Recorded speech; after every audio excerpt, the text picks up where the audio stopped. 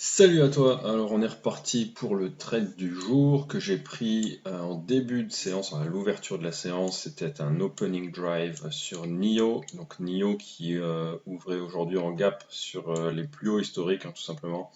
Donc pour rappel, NIO c'est un constructeur de véhicules électriques qui a une croissance absolument folle cette année. Et donc là, on est a priori sur une fin de mouvement, selon moi. Je pense que là, on a tellement gapé, on a tellement grimpé qu'il va y avoir un moment donné où, enfin tôt ou tard, il va y avoir une consolidation, voire un petit retracement, peut-être même un pullback plus important. Donc en tout cas, aujourd'hui, on ouvrait ici. Donc en 5 minutes, ça donnait ça. On avait clôturé ici hier une sorte de wedge pattern qui s'était dessiné en fin de séance et on ouvre en gap sur ce niveau-là. J'avais défini pour moi les 50-50 comme point pivot. Tant qu'on était au-dessus, j'étais acheteur. Mon idée c'était quoi? C'était que on aille au minimum tenter de breaker le plus haut du pré-market pour aller créer un nouveau plus haut historique. Et donc je cherchais à me positionner directement à l'entrée pour profiter de l'impulsion. Dans l'idéal, j'aurais bien voulu qu'il y ait un mouvement qui se continue directement et qui éventuellement continue toute la journée, mais c'était assez invraisemblable. En tout cas, j'ai quand même pu profiter du mouvement. Je te montre en une minute ce que ça a donné. On ouvre ici donc à 51, 21 à peu près. Première bougie baissière. L'idéal pour moi, ça aurait été qu'on aille stopper sur ce niveau et qu'on revienne sur le VWAP avec éventuellement une petite consolidation ou un mini pullback pour que je puisse rentrer à ce moment-là. Ça s'est pas passé exactement comme ça. Finalement, on a eu sur la deuxième bougie une clôture au-dessus et j'ai pas trouvé de point d'entrée. Tu vas voir, je vais te montrer en temps réel sur la vidéo. J'ai cherché à me positionner ici dans l'espoir que le marché retrace un peu, mais non, finalement il est parti directement. Je suis rentré un petit peu plus tard et j'ai profité juste de ce mouvement, de ce premier mouvement qui correspondait au plus haut en pré-market. L'idéal, ça aurait été pour moi qu'ensuite on continue le mouvement directement. C'est pas ce qui s'est passé. On a eu une consolidation, mais moi je me suis fait sortir à break-even. Pourquoi? Parce que malheureusement j'étais rentré trop tard. J'ai pas pu rentrer directement ici. Sinon j'aurais mis mon stop juste en dessous et tu vois, ça aurait passé au point près. J'aurais pu continuer d'un deuxième mouvement. C'est pas grave. En tout cas, j'ai pris mes bénéfices ici. J'ai pris à peu près trois quarts de ma position sur les plus hauts pré-market. Et puis comme tu vois, finalement, ensuite, on a essayé de créer un nouveau plus haut, et finalement, écoute, le marché s'est effondré par la suite, enfin s'est effondré, c'est-à-dire que je pense que là, à ce niveau-là, la plupart des gens prennent leurs bénéfices, donc voilà, c'était un mouvement à attendre finalement sur NIO, c'était assez prévisible. En tout cas, voilà, donc je vais te montrer ce que ça donne en vidéo tout de suite. Alors c'est parti, je te mets l'ouverture en accéléré pour pas perdre trop de temps.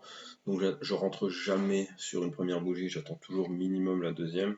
Et donc là l'idéal c'était qu'on aille chercher les 50-50. Finalement on s'est arrêté juste avant et là tu vois on vient chercher au-dessus du VWAP et on semble consolider un petit peu. Donc là mon idée c'était, voilà, j'essaye ici de rentrer avec un ordre limite en espérant qu'on retrace un tout petit peu pour que je puisse entrer en position de manière passive sur le marché. Finalement, c'est pas ce qui se passe. Je vois qu'on commence à s'éloigner déjà de mon point d'entrée et là on commence à consolider. Voilà. Donc là, à ce moment-là, je me dis ça va pas revenir, ça risque de partir directement, donc je rentre avec un ordre au marché. Voilà, à ce moment-là, et tu vois là, tu avais beaucoup de liquidité, je me dis ça va breaker, c'est obligé. Au moins, en tout cas, pour aller chercher le plus haut en pré-market, que tu vois ici. Et ça va finir par partir après un très léger pullback.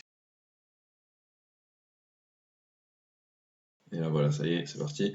Donc là tu vois, tu avais énormément de liquidité, donc là il y avait deux choix, c'est soit on va aller chercher directement et on va breaker encore plus haut, soit on va s'arrêter avant. J'ai pas voulu prendre de risques, donc j'ai pris directement mes bénéfices, j'ai coupé les trois quarts de ma position. Et à ce niveau, enfin à ce moment-là, mon idée c'était quoi? C'était je me fous à break-even parce que j'ai pas envie de prendre le risque que le marché se retourne. La journée fait que commencer. J'ai arrêté la vidéo là d'ailleurs. Donc je me disais finalement, je me fous à break-even et si ça continue et qu'on va chercher les plus hauts directement dans la journée, enfin pour le reste de la journée, bah, tant mieux. Et sinon, bah, tant pis, je trouverai une autre occasion plus tard. Finalement, le marché s'est retourné, je me suis fait sortir un break-even, et c'était une bonne chose parce que on n'a pas continué beaucoup plus loin, et le marché finalement s'est effondré comme je t'ai montré tout à l'heure. Voilà, donc pour finir cette vidéo, finalement j'ai loupé ensuite, un petit peu plus tard dans la journée, le plus gros trade que j'aurais pu prendre sur NIO. Je voulais prendre le retournement ici. J'attendais une réaction ici, tu vois, il y a une augmentation du volume, il y a une, deux, trois mèches. Donc là, je serais rentré ici en allant risquer 145 points à peu près.